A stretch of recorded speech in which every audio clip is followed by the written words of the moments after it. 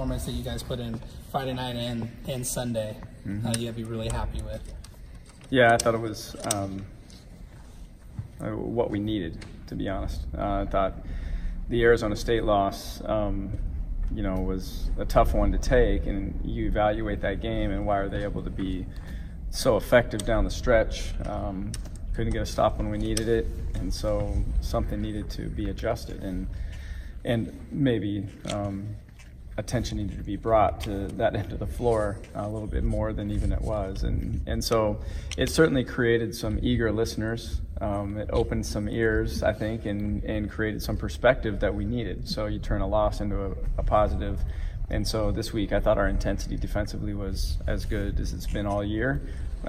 It needed to be. Those are two teams on their home floors that can score, and we held them, to an average of 37 points. It was just a great defensive performance all weekend long. Was there anything specific that you really liked that you saw, throughout the course of the weekend and in the two games? Yeah, I thought our help was just better. I thought there was just a more of a team defense concept instead of just on an island, where we can get into that mode because of the way we defend. I mean, it is possible to guard your own,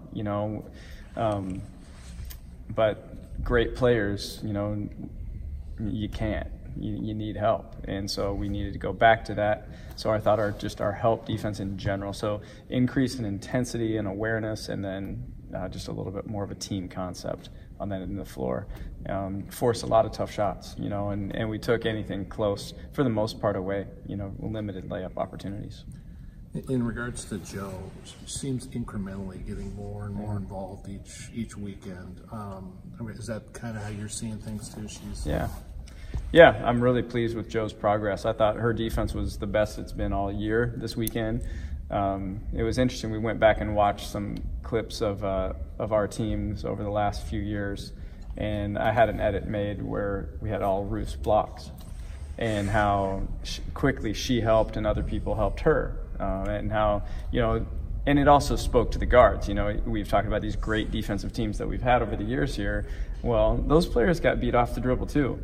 They just had great help behind them and a post player in Ruth that identified as a shot blocker that was there so quickly, and how she just came straight to the ball, didn't worry about her player, and that was covered too, though. She didn't have to because we covered down.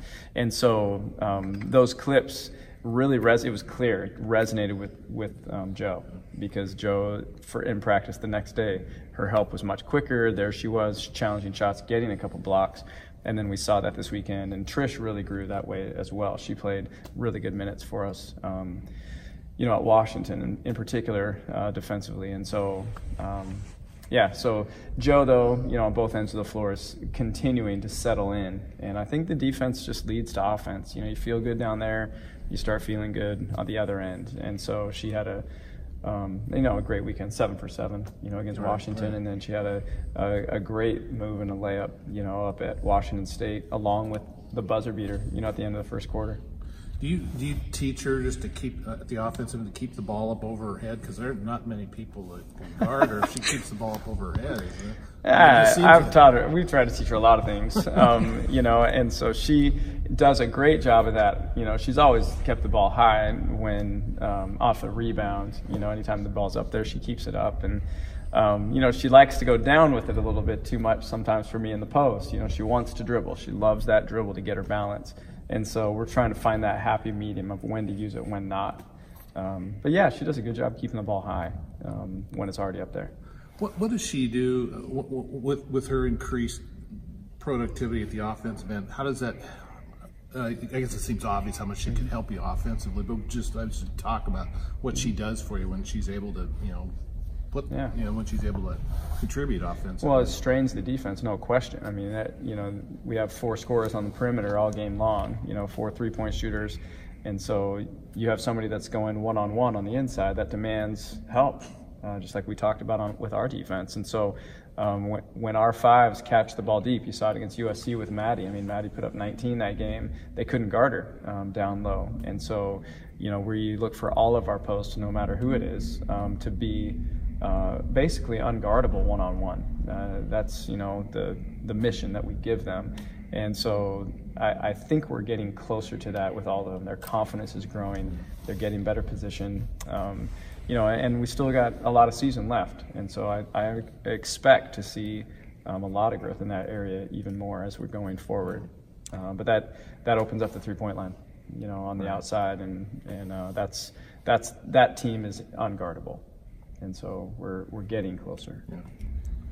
In terms of this weekend, just kind of talk about the challenges, and particularly, you know, Utah on Super Bowl Sunday after what they did this last weekend.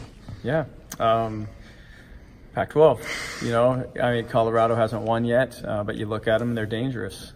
They've got, I don't know what Kennedy Leonard's status is going to be. She hasn't played for a while, so if she's back, that gives them two of the more dynamic guards that are seniors in our conference. Robinson is outstanding as well, of course, and then they've got size on the inside. Hollingshed hit 4 threes against us last year at their place, and so they've got length. They can shoot it. You know, looking for their first win, hungry. You know, and then Utah.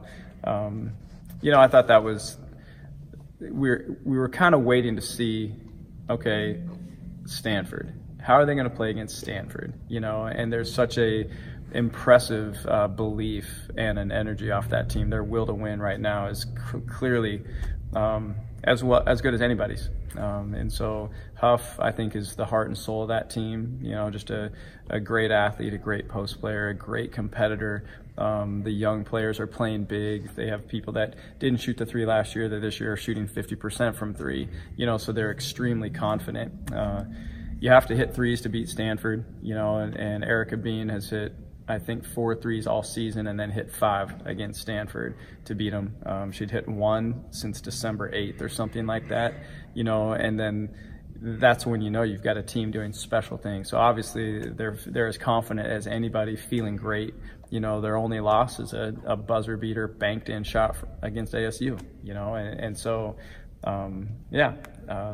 80 minutes of tough basketball coming up this weekend. And then going back to that Friday game against Washington, following that Arizona State loss, how, you know, kind of rewarding was it for you just to see your team firing on all cylinders and pretty much put that game away early in that contest and kind of, you know, roll and play like you guys are capable of? Yeah, what we hoped for. You know, I mean, we needed to respond with intensity and a great effort, of course, and that's what we got all week in practice. So by the end of the week, you're kind of not surprised because you've been watching them prepare through the week, you know. So I liked the vibe coming off the loss right away Tuesday. You know, once we watched film, we pointed out some areas that we all have got to get better at. That's what I told them. I go, every one of us needs to step up.